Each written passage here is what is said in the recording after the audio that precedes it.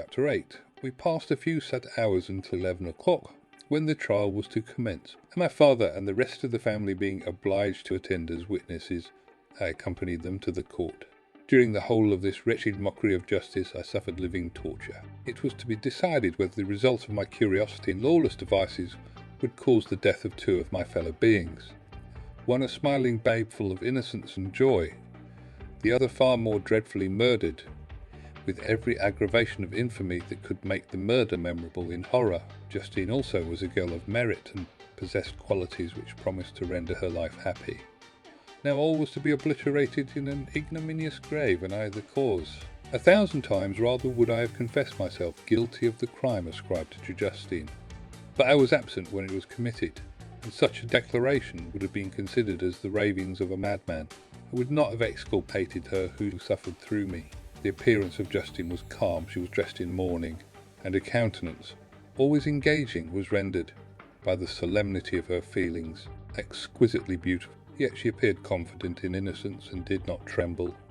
Although gazed on and execrated by thousands for all the kindness which her beauty might otherwise have excited, was obliterated in the minds of the spectators by the imagination of the enormity she was supposed to have committed. She was tranquil, yet her tranquillity was evidently constrained, and as her confusion had before been adduced as a proof of guilt, she worked up her mind to an appearance of courage. When she entered the court she threw her eyes round it, and quickly discovered where we were seated. A tear seemed to dim her eye when she saw us, but she quickly recovered herself, and a look of sorrowful affection seemed to attest her utter guiltlessness. The trial began, and after the advocate against her had stated the charge, several witnesses were called. Several strange facts combined against her, which might have staggered anyone who had not such proof of her innocence as I had. She had been out the whole of the night on which the murder had been committed, and towards morning had been perceived by a market woman, not far from the spot where the body of the murdered child had been afterwards found. The woman asked her what she did there, but she looked very strangely and only returned a confused and unintelligible answer. She returned to the house about 8 o'clock, and when one inquired where she had passed the night, she replied that she had been looking for the child and demanded earnestly if anything had been heard concerning him. When shown the body, she fell into violent hysterics and kept her bed for several days. The picture was then produced which the servant had found in her pocket, and when Elizabeth, in a faltering voice, proved that it was the same which, an hour before the child had been missed, she had placed round his neck, a murmur of horror and indignation filled the court. Justine was called on for her defence. As the trial had proceeded, her countenance had altered. Surprise, horror, and misery were strongly expressed. Sometimes she struggled with her tears, but when she was desired to plead, she collected her powers and spoke in an audible, although variable voice. God knows, she said, how entirely I am innocent, but I do not pretend that my protestation should acquit me. I rest my innocence on a plain and simple explanation of the facts which have been adduced against me, and I hope the character I have always borne will incline my judges to a favourable interpretation where any circumstance appears doubtful or suspicious. She then related that by the permission of Elizabeth, she had passed the evening of the night on which the murder had been committed at the house of an aunt at Chine, a village situated at about a league from Geneva. On her return, at about 9 o'clock, she met a man who asked her if she had seen anything of the child who was lost. She was alarmed by this account, and passed several hours in looking for him, when the gates of Geneva were shut, and she was forced to remain several hours of the night in a barn belonging to a cottage, being unwilling to call up the inhabitants, to whom she was well known. Most of the night she spent here watching. Towards morning she believed that she slept for a few minutes. Some steps disturbed her, and she awoke. It was dawn, and she quitted her asylum, that she might again endeavour to find my brother. If she had gone near the spot where his body lay, it was without her knowledge. That she had been bewildered when questioned by the market woman was not surprising, since she had passed a sleepless night, and the fate of poor William was yet uncertain. Concerning the picture she could give no account. I know, continued the unhappy victim, how heavily and fatally this one circumstance weighs against me, but I have no power of explaining it, and when I have expressed my utter ignorance, I am only left to conjecture concerning the probabilities by which it might have been placed in my pocket. But here also I am checked. I believe that I have no enemy on earth, and none surely would have been so wicked as to destroy me wantonly. Did the murderer place it there? I know of no opportunity afforded him for so doing. Or, if I had, why should he have stolen the jewel, to part with it again so soon? I commit my cause to the justice of my judges, yet I see no room for hope.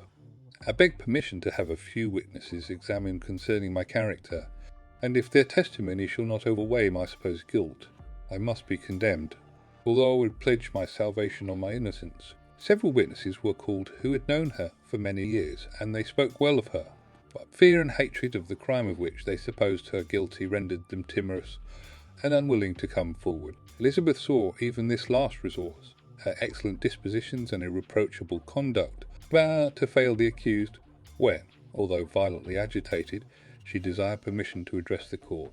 I am, said she, the cousin of the unhappy child who was murdered, or rather his sister, for I was educated by and have lived with his parents ever since and even long before his birth. It may therefore be judged indecent in me to come forward on this occasion, but when I see a fellow creature about to perish through the cowardice of her pretended friends, I wish to be allowed to speak, that I may say what I know of her character. I am well acquainted with the accused. I have lived in the same house with her, at one time for 5 and at another for nearly 2 years. During all that period she appeared to me the most amiable and benevolent of human creatures. She nursed Madame Frankenstein, my aunt, in her last illness with the greatest affection and care, and afterwards attended her own mother during a tedious illness, in a manner that excited the admiration of all who knew her, after which she again lived in my uncle's house, where she was beloved by all the family. She was warmly attached to the child who is now dead, and acted towards him like a most affectionate mother.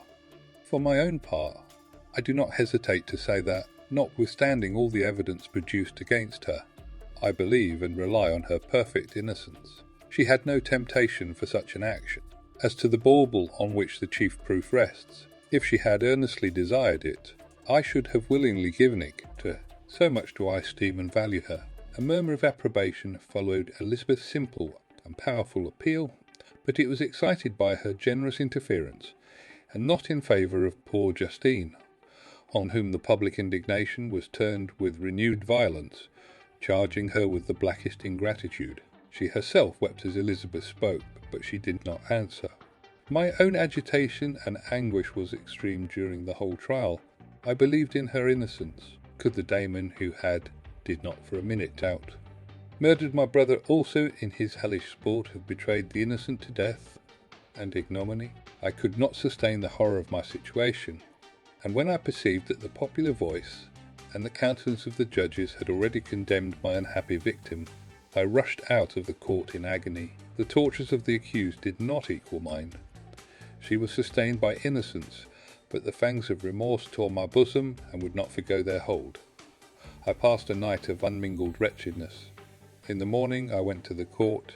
My lips and throat were parched. I dared not ask the fatal question, but I was known, and the officer guessed the cause of my visit.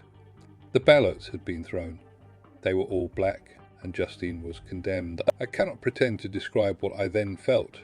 I had before experienced sensations of horror, and I have endeavoured to bestow upon them adequate expressions, but words cannot convey an idea of the heart-sickening despair that I then endured. The person to whom I addressed myself added that Justine had already confessed her guilt.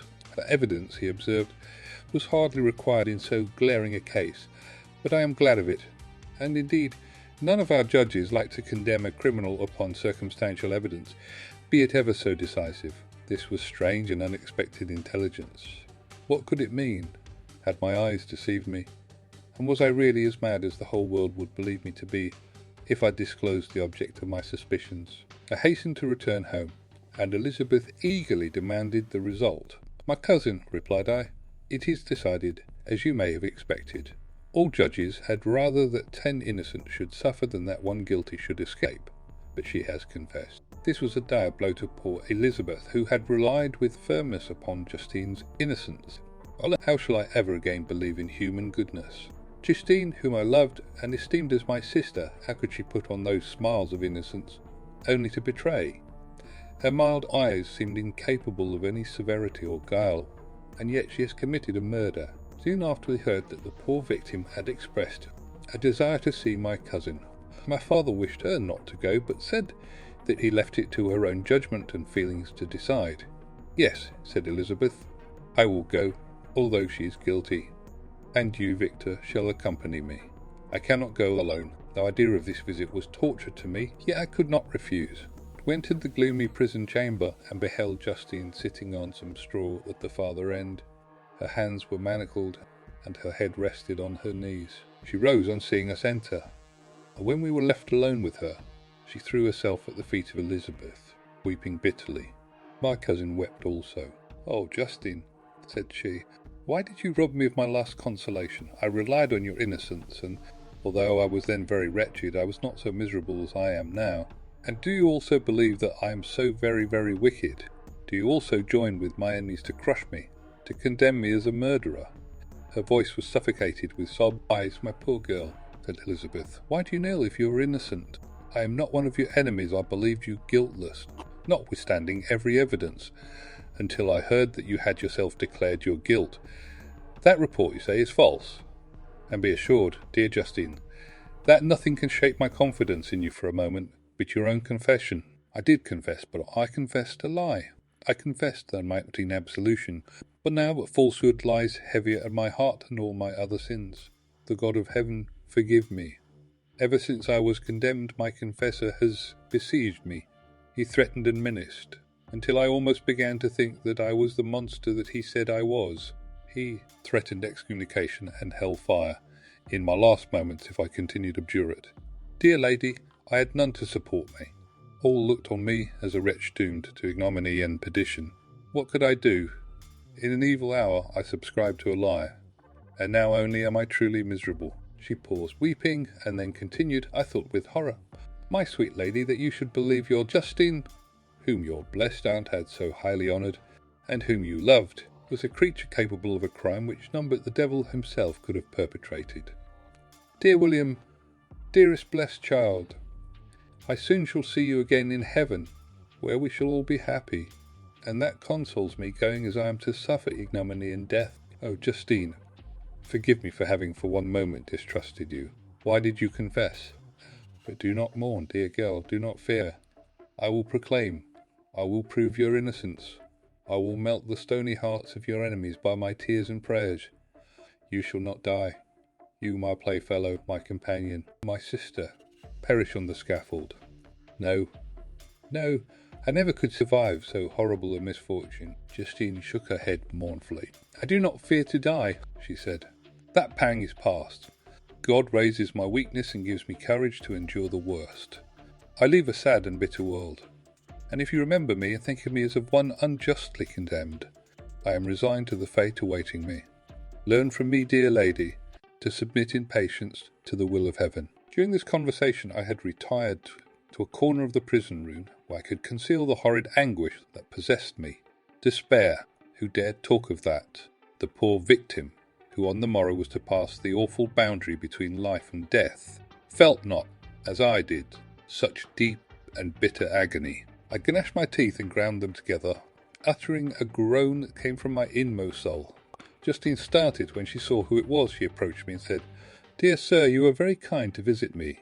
You, I hope, do not believe that I am guilty." I could not answer. "No, Justine," said Elizabeth. "He is more convinced of your innocence than I was, for even when he heard that you had confessed, he did not credit it. I truly thank him. In these last moments I feel the sincerest gratitude towards those who think of me with kindness. How sweet is the affection of others to such a wretch as I am! It removes more than half my misfortune, and I feel as if I could die in peace now that my innocence is acknowledged by you, dear lady, and your cousin." Thus the poor sufferer tried to comfort others and herself. She indeed gained the resignation she desired, but the true murderer felt the never-dying worm alive in my bosom, which allowed of no hope or consolation. Elizabeth also wept and was unhappy, but hers also was the misery of innocence, which, like a cloud that passes over the fair moon, for a while hides but cannot tarnish its brightness. Anguish and despair had penetrated into the core of my heart. I bore a hell within me which nothing could extinguish. We stayed several hours with Justine, and it was with great difficulty that Elizabeth could tear herself away. "I wish," cried she, "that I were to die with you. I cannot live in this world of misery. Justine assumed an air of cheerfulness, while she with difficulty repressed her bitter tears. She embraced Elizabeth and said in a voice of half-suppressed emotion, "Farewell, sweet lady, dearest Elizabeth, my beloved and only friend. May heaven in its bounty bless and preserve you. May this be the last misfortune that you will ever suffer. Live and be happy, and make others so." And on the morrow Justine died. Elizabeth's heartrending eloquence failed to move the judges from their settled conviction in the criminality of the saintly sufferer. My passionate and indignant appeals were lost upon them, and when I received their cold answers and heard the harsh, unfeeling reasoning of these men, my purpose of old died away on my lips. Thus I might proclaim myself a madman, but not revoke the sentence passed upon my wretched victim. She perished on the scaffold as a murderess from the tortures of my own heart. I turned to contemplate the deep and voiceless grief of my Elizabeth. This also was my doing, and my father's woe, and the desolation of that late so smiling home. All was the work of my thrice accursed hands. Yea, weep, unhappy ones, but these are not your last tears. Again shall you raise the funeral wail, and the sound of your lamentations shall again and again be heard. Frankenstein, your son, your kinsman, your early, much-loved friend, he who would spend each vital drop of blood for your sakes, who has no thought nor sense of joy, except as it is mirrored also in your dear countenances, who would fill the air with blessings and spend his life in serving you. He bids you weep to shed countless tears. Happy beyond his hopes, if thus inexorable fate be satisfied, and if the destruction paused before the peace of the grave have succeeded to your sad torments. Thus spoke my prophetic soul, as, torn by remorse, horror, and despair, I beheld those I loved spend vain sorrow upon the graves of William and Justine, the first hapless victims to my unhallowed arts.